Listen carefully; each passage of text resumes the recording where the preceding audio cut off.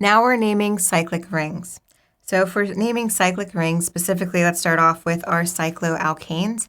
Remember, all that means is that we have a cyclic ring and everything has a single bond. So if we had something like this, where one, I would just look at the cyclic ring and identify the longest carbon chain within that cyclic ring. So in this case, I would have 1, 2, 3, and 4. So I have 4 different carbons here for my longest carbon chain or cyclic ring. So that's why I have butane. However, since this is a cyclic ring, I do have to put the prefix of cyclo.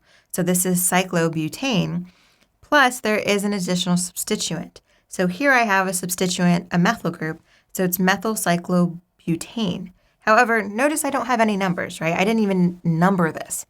And the reason for that is because in cyclic rings, you do not need to specify the number of which the substituent is located at. Specifically, if there's